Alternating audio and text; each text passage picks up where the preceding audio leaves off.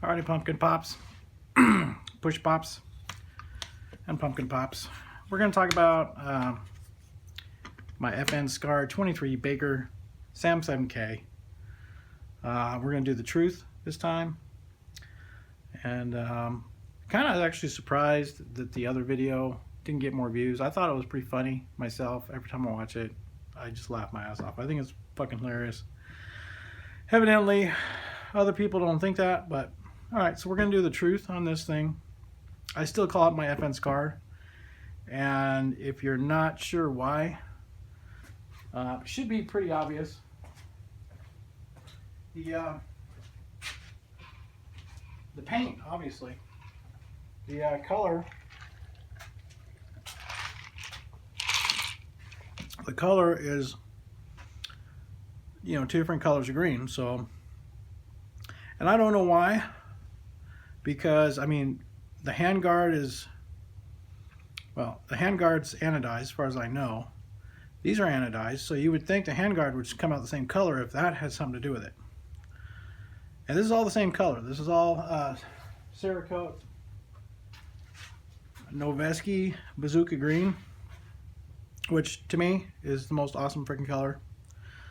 Love it. So yeah, everything came out this color green except for the upper and lower receiver. Don't know why. I did a good coat, and you can see it's really even. I mean, the coverage is very even. There's not, it's not like it's thinner on one side versus the other. But for some reason, it did that. So that's aluminum, that's plastic, that's plastic, that's metal, and that's plastic. And the front sight, or the flash hider, is metal. They all came out the same color. And that came out same color but different. So whatever. That's why I call it my Scar, because it kind of has that mismatched kind of tan and green kind of look, sort of. Alright, so let's go ass to mouth, as is traditional. Here on the Wesley Pipe Layer channel, we go ass to mouth. So we have a CAC pistol brace blade, CAC blade. You can even see it says blade, pistol stabilizing brace right there. Then we got the Phase 5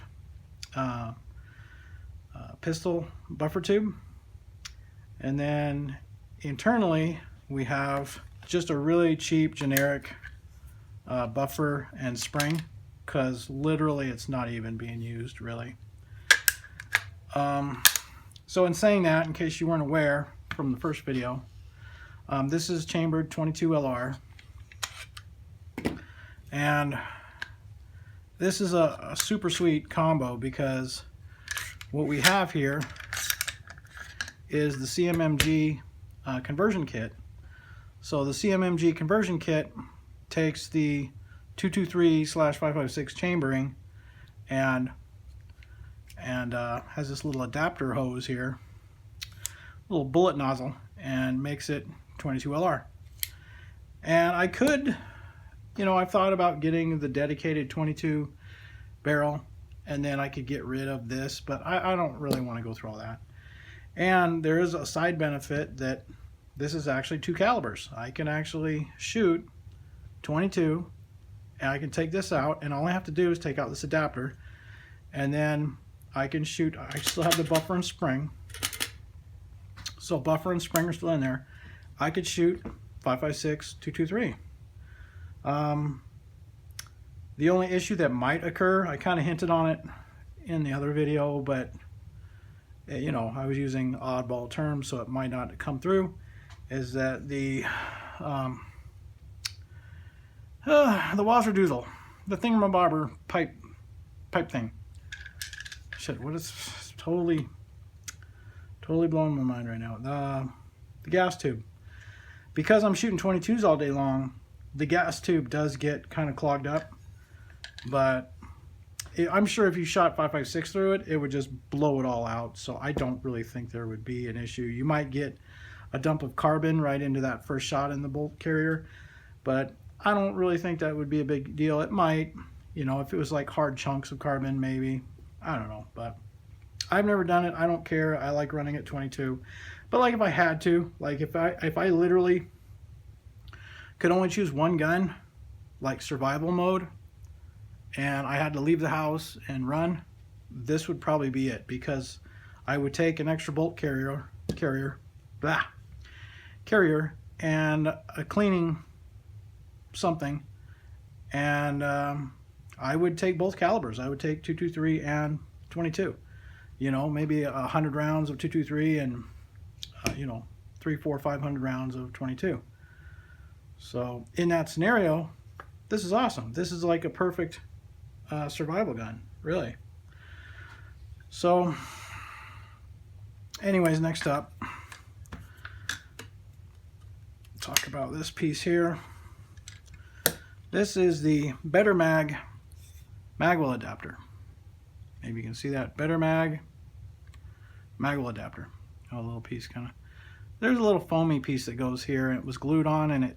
I don't know what they were thinking with that, because I mean, it's aluminum and you got gun oil. So anyways, you know, originally the Cmmg kits, you're supposed to use the Cmmg mags, which fucking suck. I fucking hate them. I've tried loaders for them and everything. I've always had the first 2 rounds fail. Always. I got like 6 of those Cmmg mags. The first 2 rounds out of the mag always fail. They suck to load. They're hard to load. You know, especially the last, you know, 10 or so. They're just shitty mags completely. So the Better Mag magwell adapter is on Brownells. At least it was when I bought it last time I checked. And there's even last round bolt hold open little piece. So the only trick with this, if you are going to switch calibers in the field, you need to be really careful, because you take your mag release and you got to push it down, and there's a little piece right here you got to keep track. So when that comes out, when this piece comes out, that little piece is going to be free. And then same when you put it back together, you got to make sure you do it right. So the mag adapter, it doesn't go anywhere because it's under some tension. So you can slap in your Smith & Wesson mags, and that's the best thing about it, is it adapts it to Smith & Wesson mags. And the Smith & Wesson mags, if you don't know, the M&P 1522, these are the best mags in the world, if you ask me. You've got these little nubs on the side, and you can just feed them in real nice and easy. And you have a last round bolt hold open. Why every single gun isn't designed like this, I don't fucking know.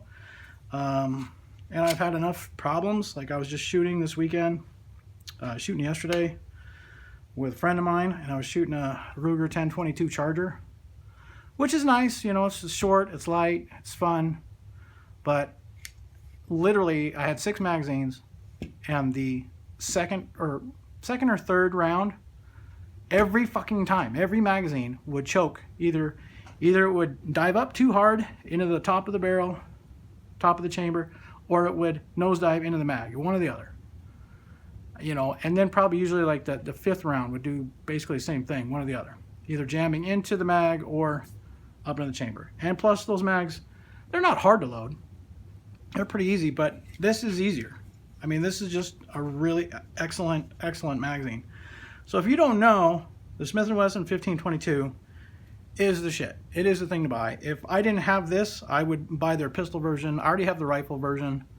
I love it. It's super lightweight. I mean, it feels like a toy. It's so lightweight. This feels like an AR-15. It's got a little weight to it. Not much, because, you know, but I got a regular profile barrel, etc. So there's some weight here. Aluminum. The Smith is so freaking light, and now they have their pistol version. I can't even imagine how light that is. It's probably like a feather. Iraq Veteran 88 has a review, just came out like yesterday. Go watch that. Awesome.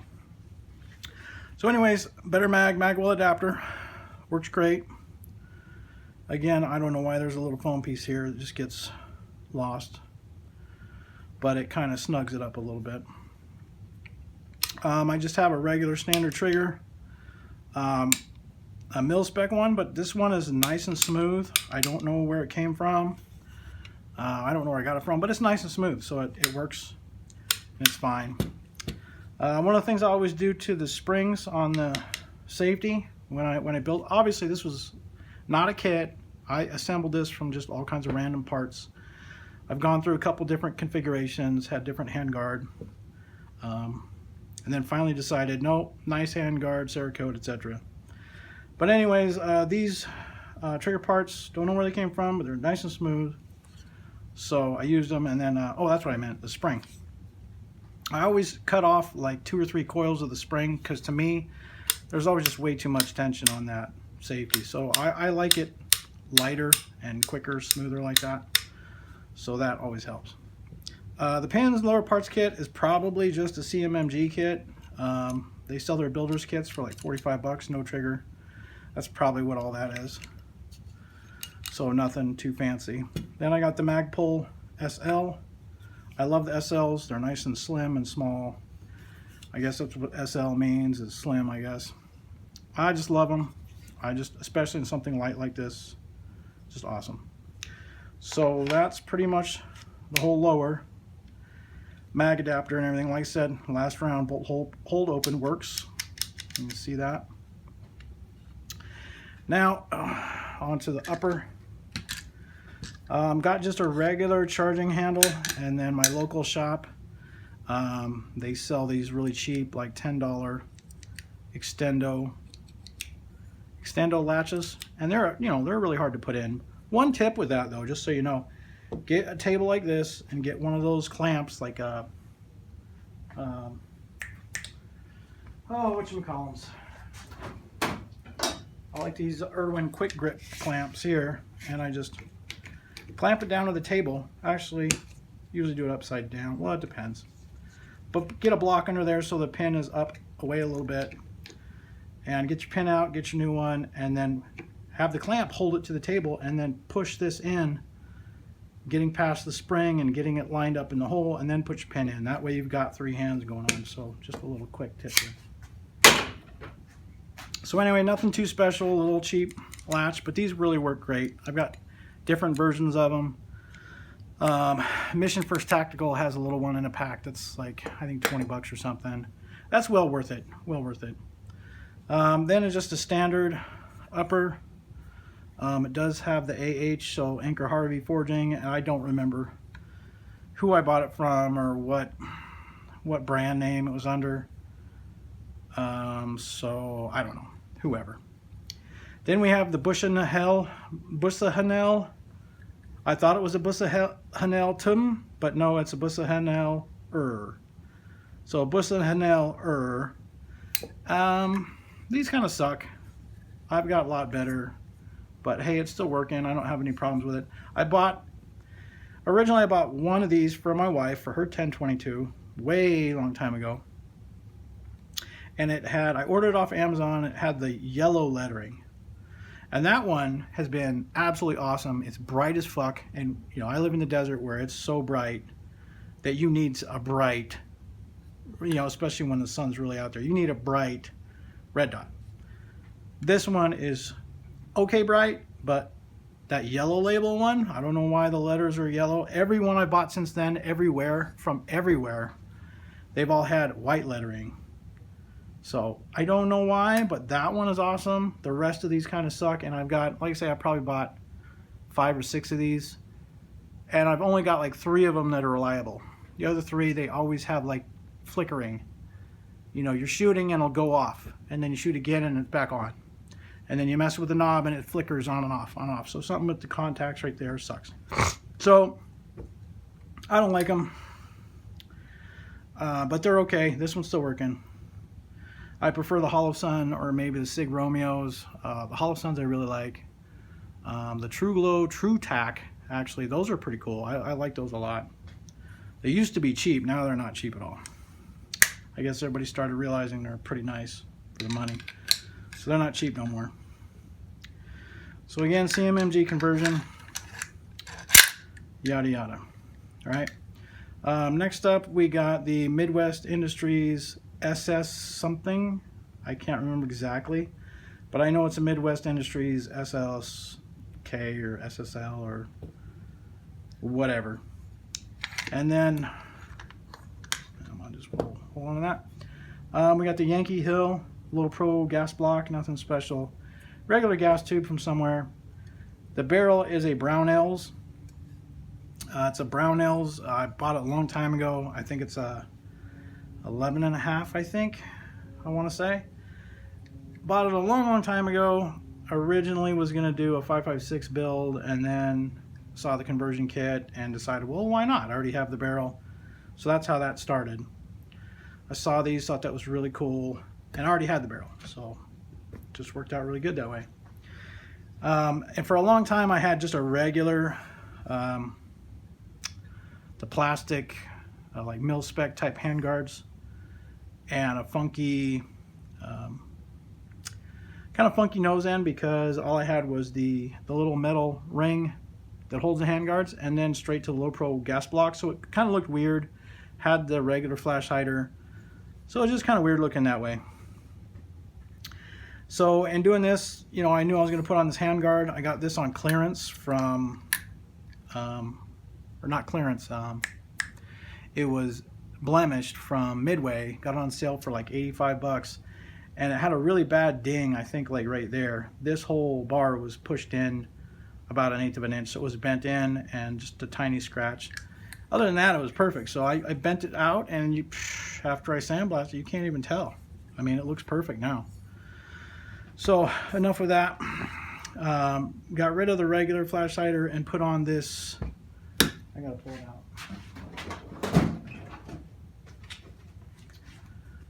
It's a VG6 compensator, the model Delta 556. So I didn't want a muzzle brake. I mean, there's no point in that, and you know, there's so many muzzle brakes. I go down to my local store, and they didn't really have anything at all. And then I found this one buried behind a bunch of other stuff. It was supposed to be a bunch of muzzle brakes, but just lucky enough there was one compensator in there. And that, if you ask me, that just looks really cool. I like that look of that. It's got a flat bottom. It's got the hole to pin and weld it if you wanted to. If you had like a 14.5, you know. So I think that's pretty cool. I really like it, and then it just really goes well with the M-lock slots. It really has that M-lock kind of look to it, so I think that's just killer. So like I say, if I only had one gun in the world, I would probably keep this one. My FN Scar 23 Bravo. And that's it. So let's make sure the little spongy thing. Yeah, it went somewhere. Oh, there it is. Don't know why it's there. It's always been there, so we'll put the little spongy thing in there. It does press there. It does get pinched in there, so hey, it's in there for something. But yeah, that's it. That's my FN Scar 23 Bravo. Thanks for watching, guys.